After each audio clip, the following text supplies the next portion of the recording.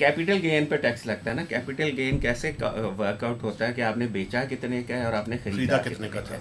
कुछ चीज़ें कुछ ऐसी ट्रांजैक्शंस होती हैं कि जिसमें आपने ख़रीदा नहीं होता, मसलन आपने इनहेरिट किया होता है, गिफ्ट किया होता है. इसके लिए ये हमने असूल बनाया हुआ था कि जिस डेट पे उसको मिला है ना विदाउट एनी कॉस्ट, उस डेट की उसकी फ्री मार्केट वैल्यू समझी जाएगी कि उसकी कॉस्ट थी. ठीक है. इसको कोई 2022 में इस प्रोविजन को ख़त्म कर दिया गया. बिल्कुल. अब इसका नतीजा ये हुआ कि उसकी जो सेल प्राइस है ना वो सारी की सारी उसका कैपिटल गेन बन जाता है. बिल्कुल ठीक. और उसका दूसरे लफ्ज़ में आप ये कहें कि उसकी इनहेरिटेंस को टैक्स कर रहे हैं. मैं वैसे अथॉरिटी तो नहीं हूं. डॉक्टर साहब आपको बताएंगे कि कॉन्स्टिट्यूशन इजाज़त नहीं देता है. अन इस्लामिक भी नहीं है वैसे. मैं अन इस्लामिक को छोड़ें, एक ज़माने में स्टेट ड्यूटी हम लगाते थे, इनहेरिटेंस पे लगाते थे, सारी दुनिया में लगता है. अब कॉन्स्टिट्यूशन फेडरल गवर्नमेंट को इजाज़त नहीं देता. ये एक इंतहाई गलत स्टेप है और इस पे कोई रियल एस्टेट वाला बात नहीं करता क्योंकि कंज्यूमर का नुकसान है. इसमें कंज्यूमर मारा जा रहा है. बिल्कुल आप ठीक है.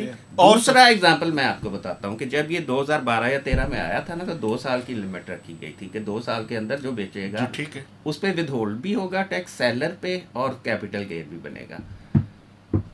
2 साल के वाली ही ट्रांजैक्शन पे उसका टैक्स भी विद होल्ड होता था. उसको सर्कुलर बकायदा हमने इशू किया था जिसमें हमने कहा था कि 2000 की लिमिट, हम 2 साल की लिमिट इसलिए रखी हुई है क्योंकि 2 साल से ऊपर तो कैपिटल गेन टैक्सेबल ही नहीं है. अब उसको आहिस्ता आहिस्ता 6 साल पे ले गए.